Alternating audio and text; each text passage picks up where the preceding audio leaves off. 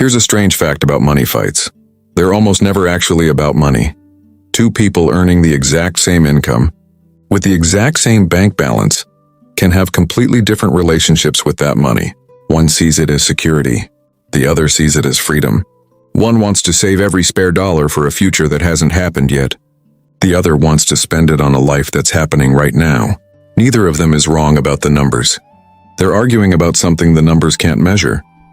If you've ever sat across from a partner, a sibling, or a business associate and felt a financial conversation curdle into something tense, voices rising slightly, old grievances sneaking back in, the same argument you've had 10 times before wearing a new disguise, you already know that personal finance is rarely just personal finance. It's psychology wearing a spreadsheet as a disguise.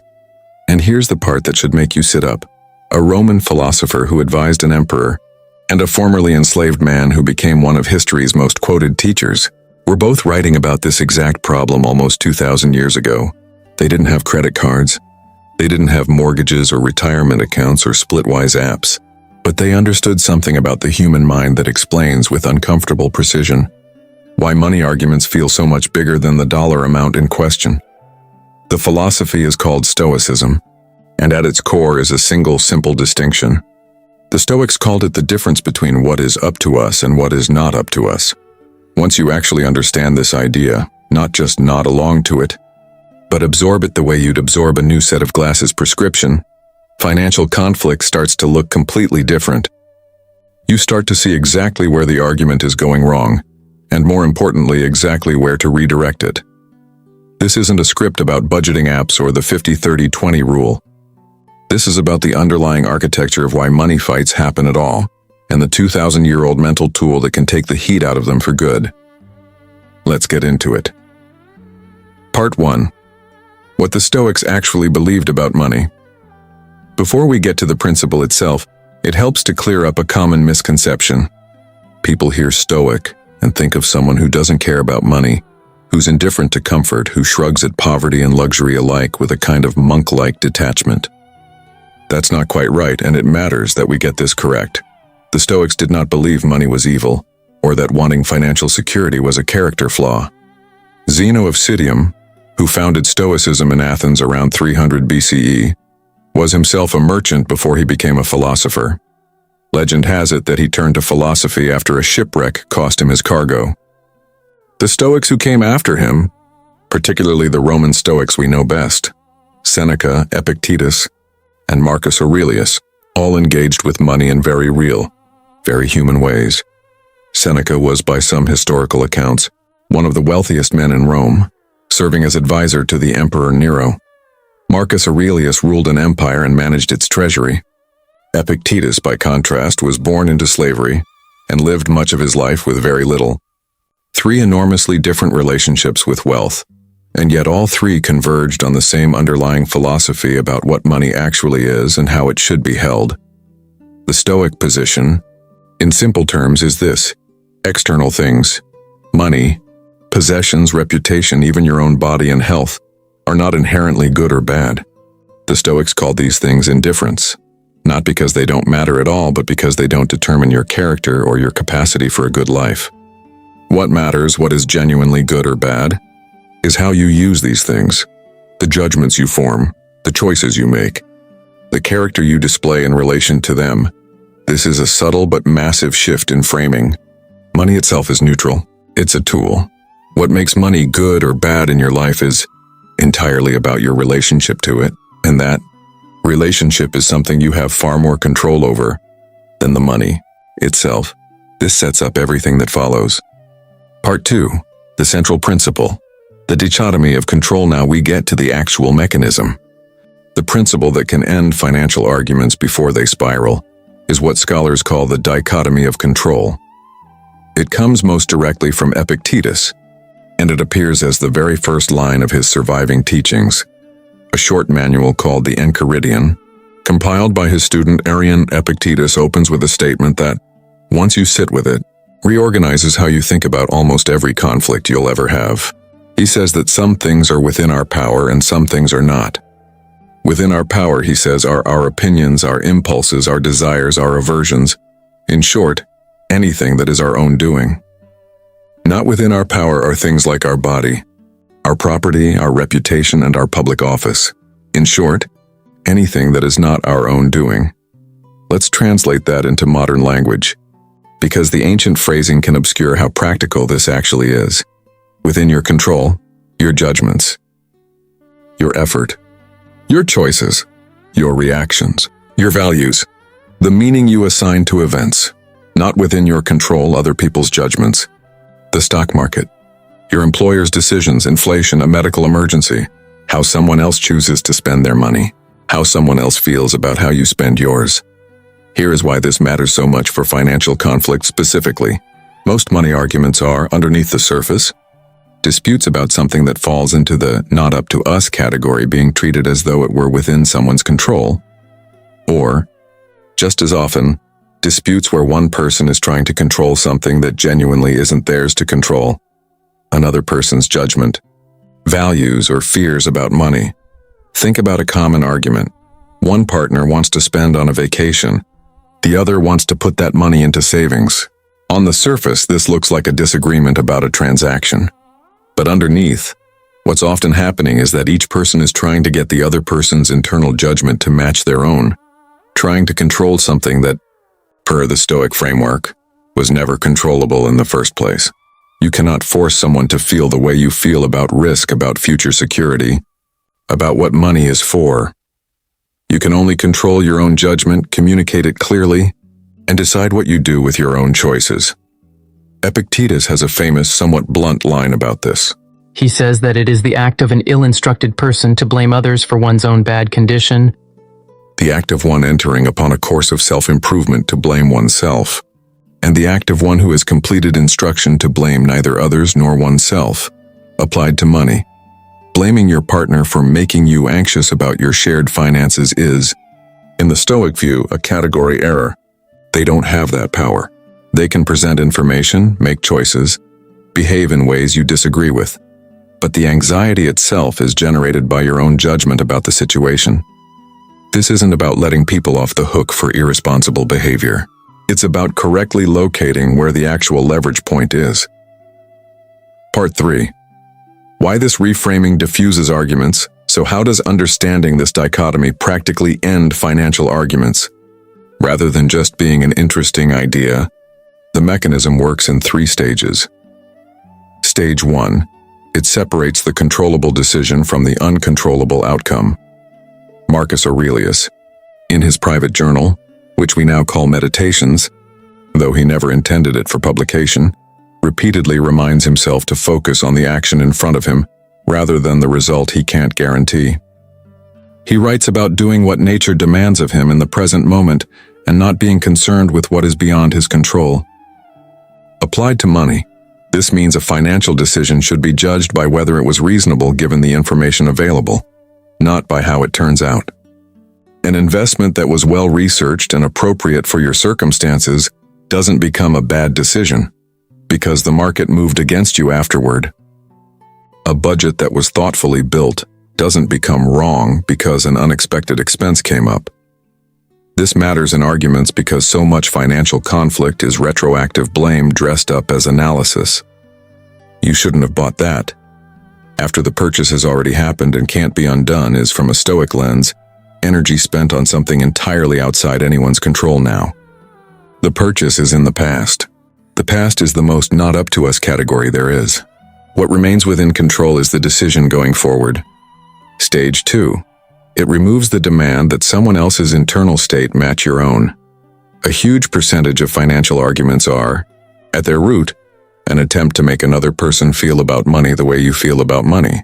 Someone who grew up with financial instability might carry a deep need for savings as a buffer against chaos. Someone who grew up with abundance might see money primarily as a tool for experiences and enjoyment.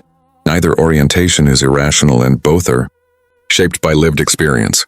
But each person often unconsciously expects the other to simply absorb their framework once it's explained clearly enough. The dichotomy of control suggests a different approach. You cannot control another person's relationship with money, formed over an entire lifetime, through a single argument, no matter how well reasoned. What you can control is your own honest communication of your needs, your own choices about which financial behaviors are non-negotiable for you, and your own willingness to find a structure, separate accounts, agreed upon spending categories, a shared savings target that doesn't require either person's psychology to change. This is a profound de-escalation tool. The moment you stop trying to win the internal argument happening inside someone else's head and start focusing only on the structures and choices that are actually within your joint control, the temperature of the conversation drops substantially. Stage 3. It redirects emotional energy toward what can actually be acted on. Seneca wrote extensively, particularly in his letters to his friend Lucilius, about the wasted energy of worrying over things outside one's control. In one letter, he makes the point that we suffer more in imagination than in reality, that anticipating financial disaster, replaying a money argument, or rehearsing all the ways a partner's spending might lead to ruin, consumes a kind of energy that produces nothing useful. None of that mental rehearsal changes the actual financial situation. It only changes your stress level. The practical Stoic move is to ask in the middle of a financial disagreement, what specifically is within my control right now? Usually the honest answer is something narrow and concrete. How much I personally spend this month. What I propose as a compromise, whether I bring data to this conversation instead of accusations, whether I stay calm enough to actually problem solve. Everything else, the other person's reaction, the market, the past, is for this moment, not your job to manage. Part 4. A practical framework you can use. Let's turn this into something usable, because philosophy that doesn't change behavior is just trivia. First, before a financial conversation, sort the issue into controllable and uncontrollable columns. If you're worried about a shared financial future, write down what's actually uncontrollable: the market, a recession, your partner's family obligations, inflation, and what's controllable: your spending plan, your communication, your own savings rate, the agreements you make together. This single exercise, done honestly, often reveals that the argument has been spending 90% of its energy on the uncontrollable column. Second, when you feel the urge to convince someone else to feel differently about money, redirect that energy toward proposing a structure instead. Instead of "you need to stop worrying so much," which asks someone to change an internal state they don't fully control either, try "let's set a number we both agree on for discretionary spending." Structure is something you can actually negotiate. Feelings are not something you can legislate. Third, apply the test retroactively, not just prospectively. When reviewing a past financial decision, ask whether it was a reasonable choice given the information available at the time, not whether the outcome was good. This protects against what behavioral economists call outcome bias, and it has the added benefit of making postmortems about money far less personal and far more productive. Fourth, remember Epictetus's 3 stages of blame. If you find yourself blaming your partner entirely for a financial conflict, ask whether you're engaging at the most basic level of moral development the Stoics described. If you find yourself blaming only yourself, recognize that's a step forward but still incomplete. The goal, the completed instruction Epictetus describes, is neither blaming the other person nor blaming yourself, but instead identifying what choice is available right now and making it. Part 5. What this philosophy is not saying it's worth being precise here, because Stoicism gets misapplied constantly, especially online, where it's sometimes flattened into "just don't care about anything." This principle does not mean you should be passive about financial irresponsibility, stay silent about a partner's spending that genuinely threatens shared goals, or treat every financial disagreement as something to simply accept without discussion. The Stoics were not advocates of passivity. Marcus Aurelius ran an empire. Seneca managed enormous wealth and gave extensive practical advice on its use. The dichotomy of control is not a reason to disengage from financial planning. It's a tool for engaging with it more clearly. By removing the wasted energy spent trying to control things that were never going to respond to that pressure. It also doesn't mean suppressing your feelings about money. The Stoics were often misunderstood, even in their own time, as advocating emotionless detachment. What they actually argued for was examining the judgments underneath strong emotions, not pretending the emotions don't exist. If you feel anxious about a shared financial decision, The Stoic move isn't to deny the anxiety. It's to ask what judgment is producing it, and whether that judgment is accurate and proportionate. And it doesn't mean every financial value is equally valid and beyond discussion. Couples and families absolutely need to align on shared goals, and that often requires real compromise, not just agreeing to disagree forever. What the dichotomy of control changes is the method of getting there, replacing the attempt to control another person's psychology with negotiation over shared structures and concrete agreements, which is actually something both people have power over. The next time a conversation about money starts to heat up, whether it's with a partner, a family member, or a business partner, there's a single question drawn from a philosophy almost 2,000 years old that can change the entire shape of that conversation. Is what we're arguing about actually within either of our control? If you're arguing about a past purchase that can't be undone, that's energy spent on something no longer controllable. If you're trying to make someone feel about risk or security the way you feel about it, that's energy spent trying to control something that was never yours to control. But if you're discussing what spending structure to set going forward, what savings target to agree on, or what information to share with each other before big purchases, that's energy spent exactly where it belongs, on the narrow, real, and entirely controllable space of your own choices and agreements.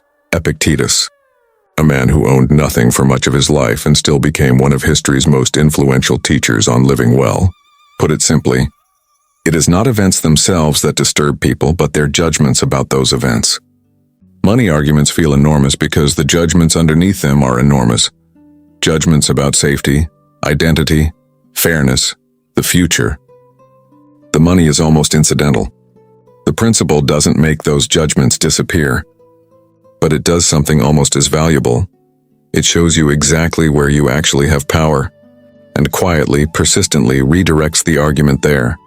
That redirection, small, repeatable, and almost mechanical once you know to look for it, is, in the end, the entire difference between a money fight that destroys an evening and a financial conversation that actually moves something forward.